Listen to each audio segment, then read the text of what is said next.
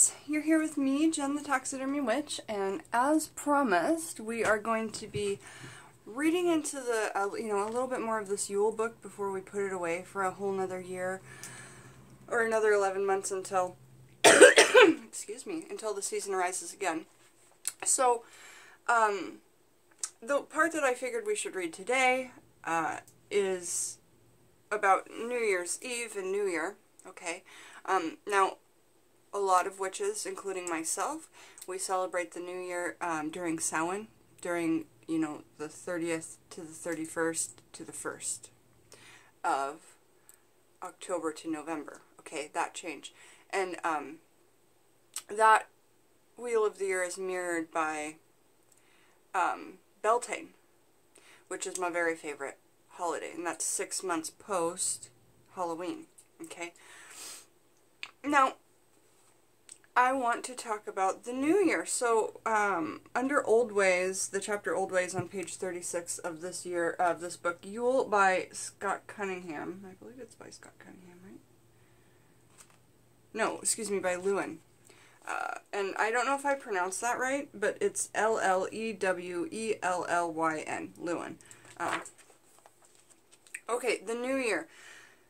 The modern Georgian calendar, or GC, marks January 1st as the start of a new year, and today's calendar years follow this pattern. This was not always the case, though. An early predecessor of our modern calendar was the Roman calendar, which was in place from the founding of Rome to the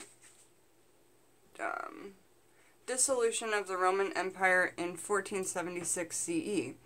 Several versions of the RC, the Roman calendar, were created, making adjustments to the number of length of months and to various cycles of days. In the earliest RCs, the new year was based on the consular year, and was linked to the dates when Roman consuls took office. At different times, this varied from May 1st, aka Beltane, to March 15th, and finally, after the months of Januarius and Februarius, because those weren't in the original 10-month calendar, when they were added to January 1, which is also known as Bennett, experts are uncertain as to exactly when January 1 was made the definitive New Year, but they note that the change was made slowly throughout the Middle Ages in Europe, with a number of countries adhering to different dates through the 15th century.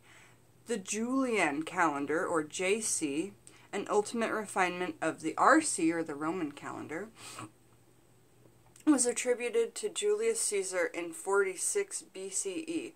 The JC, which is the Julian calendar, is a regular calendar year of 365 days and 12 months, adding a leap day every 4 years and aiming to closely follow the solar calendar. So our last adjustment to the calendar was called JC, and that's what we currently go by, and that stands for the Julian calendar. The GC that we know today as our calendar was introduced in 1582 CE by then Pope Gregory and named for him.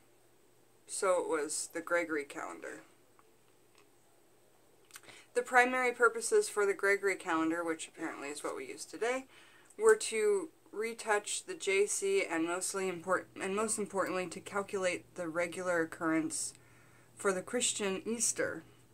So everything had to be muddled around to work in Easter, which falls right there with Ostara. My crystal books looked like a box of candy, and I was like, did I really leave a box of candy on my shelf? That would be so lame, but it's my new crystal book! Woo! Looked like a box of Jolly Joes, and I was like, really, Jennifer? Anyway, sorry, y'all. Those are my little rants that I have, and it's because I speak to you as we're just friends sitting here in my room talking. So yeah, forgive me for that if you don't care for it. If you do, then great. Okay, So back in focus. So when they had to work in Easter, they really had to, you know, do a full adjustment to this calendar again. And Easter aligns with our Ostara. I believe that's how it's pronounced. What's important here is knowing that the dates and traditions of the new year have changed over time, as have the celebrations. Today, the new year is typically a time for celebration, parties, and fireworks. Many religious communities observe New Year's Eve as Watch Night. So from now on, you can call December 31st Watch Night. I had a friend that I had a big crush on in school, and I always remembered his birthday, and I always will, because it was on Watch Night on December 31st. I thought that was cool that your birthday's on New Year's Eve, because everybody gets together for it, right? However, people with birthdays on holidays, I'm sure, like people with birthdays near Christmas, which my friend B, which I'll be talking about a lot, hers was on the 27th, and so it's like, darn, that sucks, you know, because people would just give her birthday and Christmas gifts. Mine's in June, so it's literally halfway through the calendar year from December. So every 6 months I'm like, okay, if I need something really badly, I can just tell a family member, okay, my upcoming birthday or Christmas, I need this. Anyway, enough about that. Yes, and I'm a Gemini, right? Like, obviously, but in a good way. Okay, find my place so I can stop talking about that. Okay, Watch Night. So that is what New Year's Eve is called. Gathering together to send the old year out and watch the new one come in. The ancient Egyptians threw a huge party on the Nile Delta to celebrate the new year, complete with barges piled with shrines and offerings. Think Bastet, Cleopatra, Isis. I know they're not from the same time periods, but all of these people, gods and goddesses, you think of them celebrating this way. Ra. Wouldn't that be magnificent to see something like that, even just like in the Akashic records or on the astral plane or something? Ooh, that would be amazing, really would. Okay, so on the Nile Delta, to celebrate the new year, complete with barges piled with shrines and offerings. People in the United States tune in to watch the ball drop in Times Square. That's pretty much true, but, like, think about it, and if you're American, you'll probably agree with me. Most of us flick through all the cities, and I, of course, like to pause on London, but I do flick to see the ball drop, and I don't know why.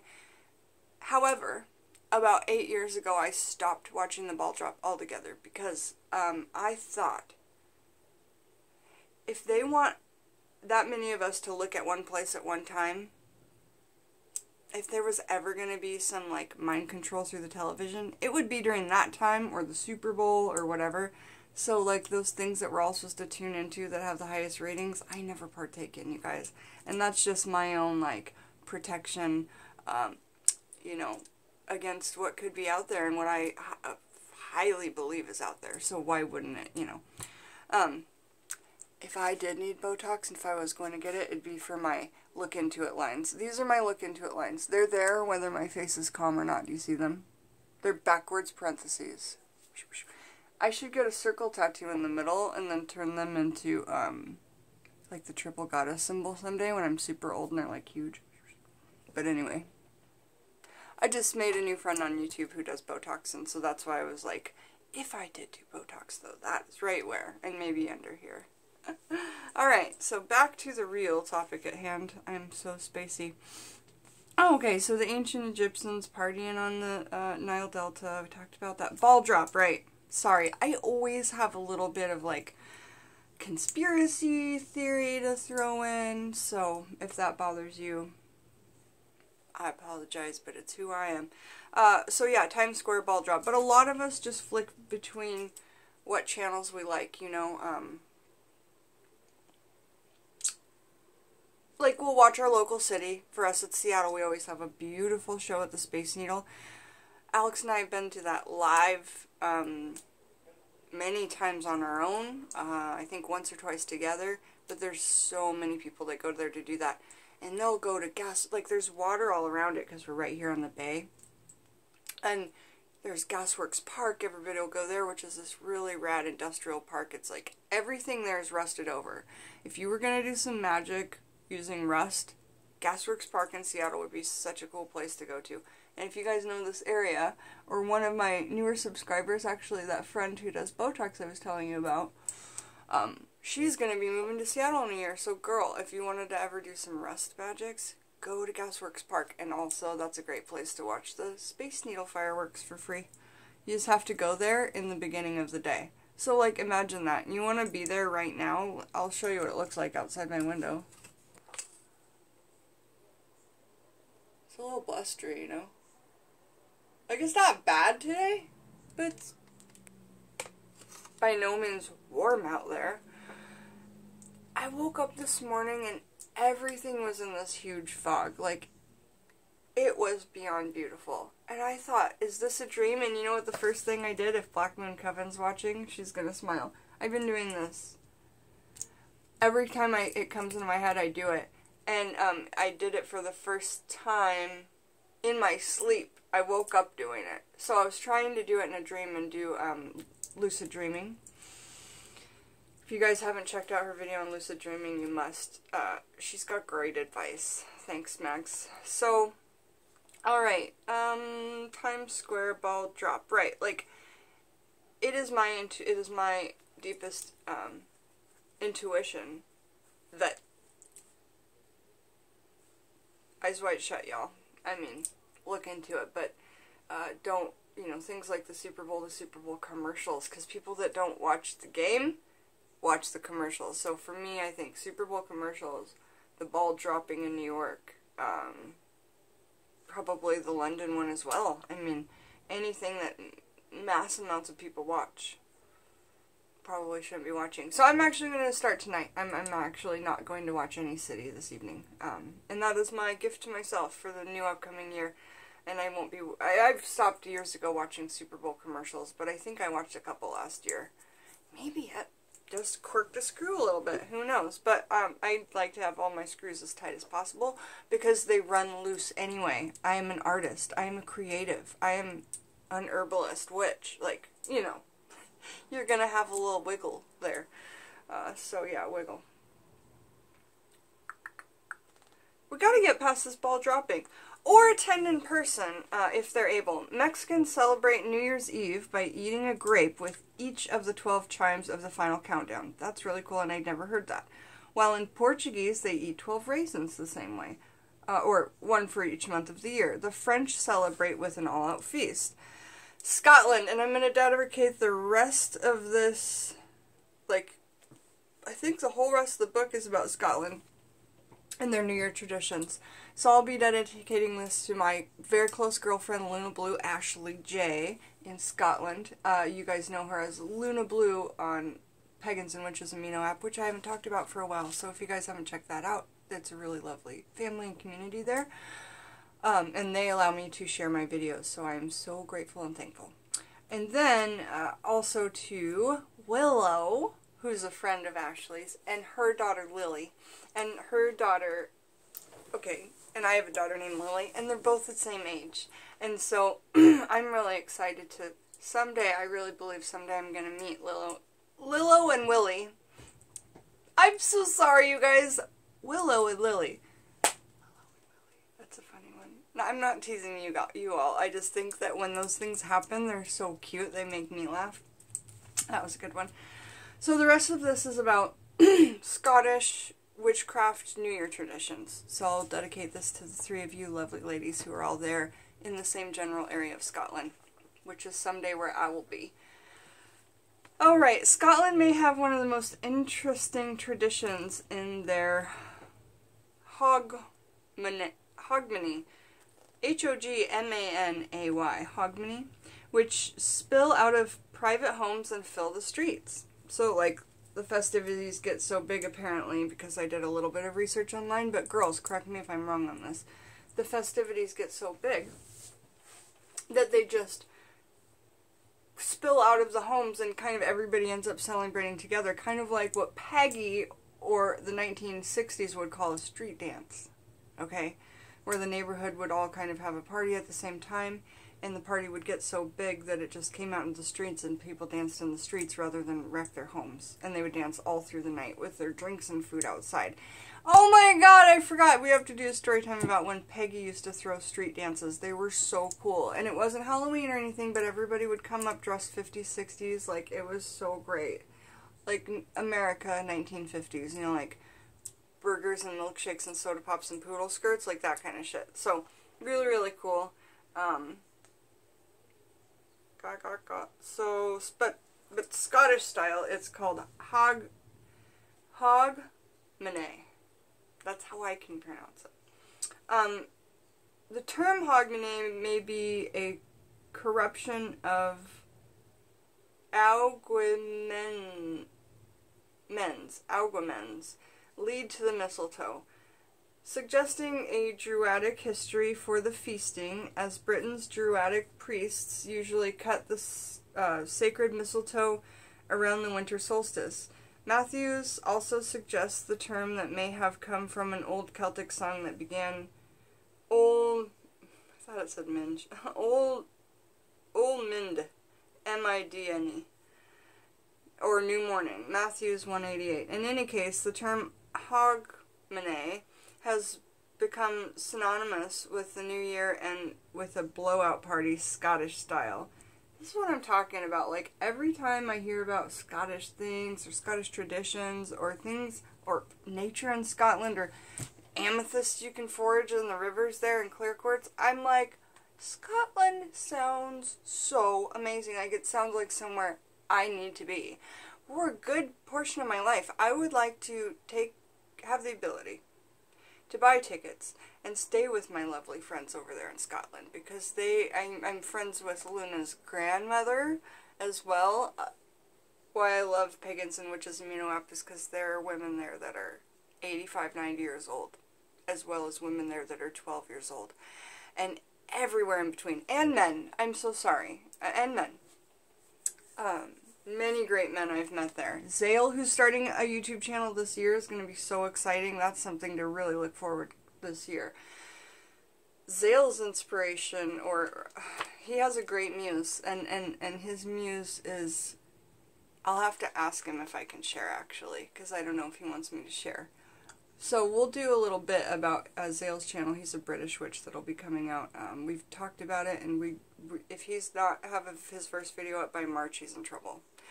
Because our witchy community needs this man in it. And especially for his aesthetic, in my opinion. For what his muse is, his aesthetic, what he's going for, his content that's coming out. So much about him. So Zale Rain, we'll all look forward to hearing from him. Alright, so let me try and stay on track a little bit. The end of this calendar year has just been, I've just been focusing and writing and doing my Etsy page and stuff. Getting 5, 10, 15, 20, 25, all the 5s up, herb kits on Etsy so that you guys can have herbs from my gigantic cabinet and my garden and everything else. And you saw the mess, and that's why I've not been filming a super ton either. It's over there. It makes me stressed out. Alright, so back to Scottish New Year's traditions.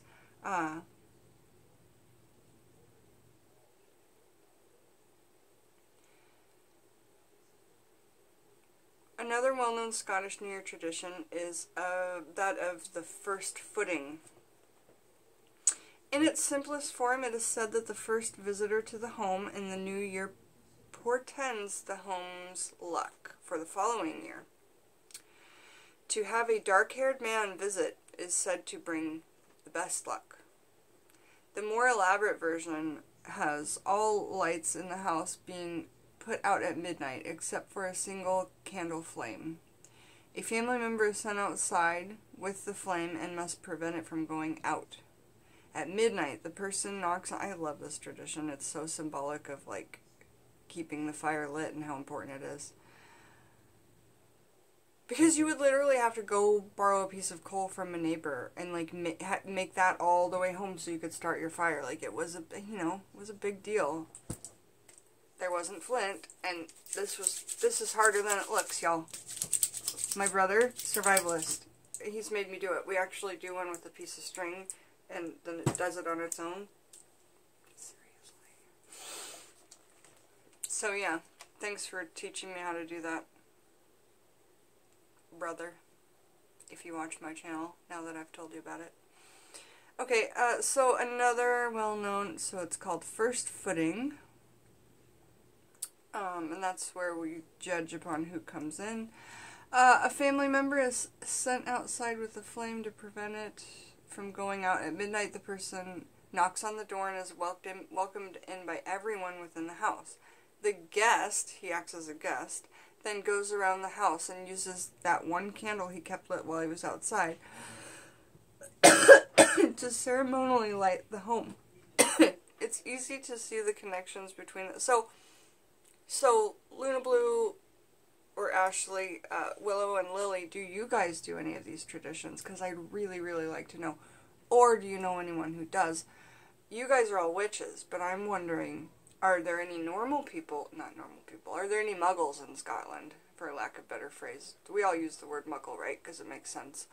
Are there any muggles in Scotland that do these traditions, but have no idea why? Or know why, but they're just like, they're still traditions. You know, how does it work? I would love to know that, because it's a lot different than here, from what I understand.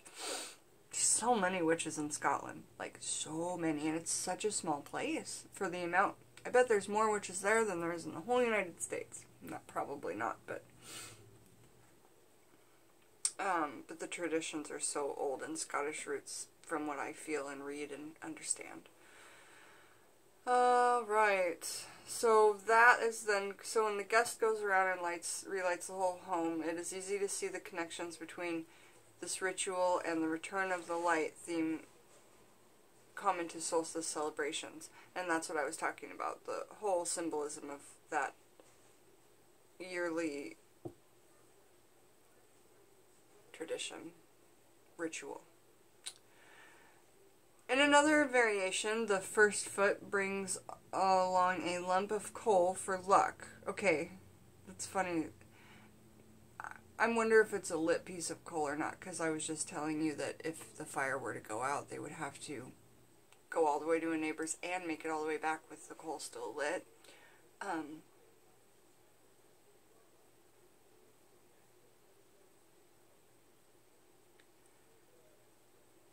A lump of coal for good luck. Scottish traditions also require the foot to bring a bottle of alcohol, usually Scottish whiskey, Jameson, which, by the way, is the traditional beverage with which to toast the new year, along with the singing of the Scottish Auld Lang Syne. I'm going to spell that. A-U-L-D-E.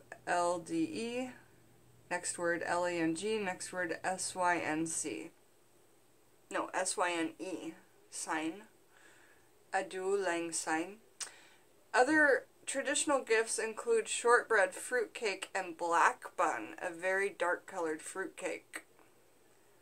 American fruitcake is not good. Like, I don't know why it's still made. I don't know why people do it up. It has, like, mint candy, mint jelly candies in it, like mint gumdrops, and I mean, but you always see them and people still give them as gifts. I wonder if it's just for the tin and the fruitcake's like a joke or a respect to something. If you guys know why people still give fruitcakes, especially like within America, please let me know. I don't get it. Look, they're back. They're back. Look into it for me.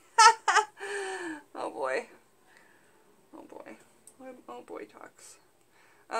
Other traditional gifts include shortbread. We talked about that. Fruitcake. And black bun. Once the first foot has entered and been welcomed, the festivities begin, with singing, dancing, and much food and drink. Eggnog is traditionally served at this time. Well, Alex would love it, because he is such a fan of eggnog, and when our local farms do eggnog from, like, real, pure cow's milk, and fresh herbs, and it makes you cry when you taste it. It does, and it is so... Oh, and they make this turmeric ginger milk. I forgot about the turmeric ginger milk. Okay, I have to shop at Whole Foods again, because in the winter, this turmeric ginger milk that this local dairy makes, it's in California. For all my friends in California, there's an organic farm called Alexander Farm, and that's why I started buying this milk. And it is so, so good. So, message me if you want to know more about that turmeric ginger milk that's local here in the Pacific Northwest. So good. Okay, so we're talking about Scottish whiskey. We already did that. These old ways of midwinter. Gods and goddesses, gifts, merriment, light, and promise of life renewed. Homages to the sun and the inevitable celebrations continue to touch us today, guided as they are by the inexorable movements of sun, heavens, and the great seasonal wheel. And that's it! It's on to the next chapter called New Ways, which I don't know what it talks about. It says, in this chapter we'll explore midwinter from a more modern perspective. What does it mean to be a winter celebrating pagan today? To be a winter celebrating pagan today. What is that? Only a few months of only a few of us still live our dreams as farmers. I do. We do. That's awesome. And you guys can too. That's a big deal. Like, not many of us do it, but we all should. Because also, listen, remember the whole Y2K freak out? That could easily happen with just like, and remember, there's hands that control that could just take it away. All I'm saying is, it's good to know how to make your own food from what the earth provides you. Just like, just the mother goddess gives it to you. And the knowledge is here. And the knowledge is here. You just have to, but it is really, like, if it's the only survival tool that you've got is to know how to grow your own food, do it. And think about this. You don't need to have a gun to fight off bears. You'll need to have a bear to kill it to eat it if you're gonna need food. But you won't need to have a gun. You will have your herbs for witchcraft and your knowledge, and you can bring your books. Why not? They can't take those from you if you've got them strapped to your back or in your head, right? But man, I got like deep into this conspiracy and thought about how scary it would be to like... So I got prepared, you know, and that's what you gotta do, you gotta get prepared. So whatever scares you the most, if you just prepare yourself for if that happened, and really plan out, like, full scenario, you will immediately have less anxiety on the subject, and that's that anxiety that just sits with you all the time, not like when you're thinking about it, that anxiety that once it's gone, you're like, fuck, I was a little anxious and I had no idea. Sorry for the swear, because I dedicated this video to a little girl. Sorry, but you get what I'm saying, and swears are real, they're just emotion coming out, and mine aren't meant in a mean way, or a dirty way, or a gross way, so there's that. In further, it says, only a few of us still live our lives as farmers. So why do we continue to follow the wheel of the year? That's an interesting thought, too. Why are you celebrating the, and I'm not getting on anybody, for anybody who does. You could just be thankful for the harvests that bring you your food. But, it will mean so much more to you when you're able to do these things, like burning the maypole in your garden, to have the ashes of all those wishes now be a part of that dirt that will supply your food with your wishes for the next year. I mean, really, a lot of this is the wheel of the year is, you know, garden, and growing based. So even if you've not got your own garden, maybe go to your mom's back garden and see if you can make your own space, or, you know, get a garden box. Or if you're in an apartment, go out to your balcony and make garden boxes on the balcony. Why not, you guys? This is, there's stuff you can do, and if you absolutely can't figure out how you can grow something, message me and I will tell you how to grow indoors. Alex and I grow indoors. There's no, you know, there's no way that you can't do it as well. Because we've only been doing it for 2 years, and it just so happens that this is his job, and that he's retired from working otherwise, so he was able to give it his, like, 95%, and that's amazing. 100%, but nobody gives anything 100%, right? But he gave this 95%, like I give witchcraft, like, 90 or 95%, you know. We're like very focused doers. So he's taught me so much about gardening, but I already had that huge background from when I was already a child, and just my dad taught me staples. Here's how to plant carrots and radishes. They take almost no time, you know. You could live on corn, and, you know, just walks around and tells you stuff. You can't eat this meat raw, but you couldn't eat this one raw if it came down to it. You know, you can't eat chicken raw, but you can eat cow raw if it came down to it. And I was, you know, survival situation. And it's good to tell your kids these things. It's not morbid. It's survival situation. So anyway, what are the symbols of winter, and how do modern pagans and others embrace the season? How do fellow humans, magical and mundane? Oh, is that the word that you used? Mundane? That sounds not nice to me. I'll use it instead of muggle if I should. I suppose I should. Celebrate midwinter. Where are the connections between our ancient past and our modern practices, and what does it mean when modern pagans talk about Yule? And so, this book is awesome. We'll be getting into it possibly more today, but I'm guessing not. I've got so many request videos. I've got a request video on black walnut. I've got a request video on habanero from Alyssa Kalma that I still haven't forgotten about, and Legata asked for the black walnut video, so I've got a lot on my plate today. But I'm glad that we did talk about the New Year. Happy New Year. Another early thing, you guys, I'm not going to cry, because I already did that. Someone that was so near and dear to me got in a car with her brother on New Year's Eve, and they both died in that car accident. And I didn't get in the car, thank God. So, please,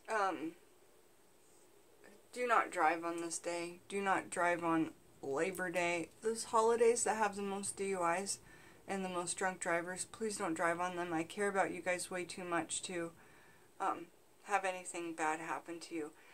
And just remember, like, I believe 75% of people drink on this day.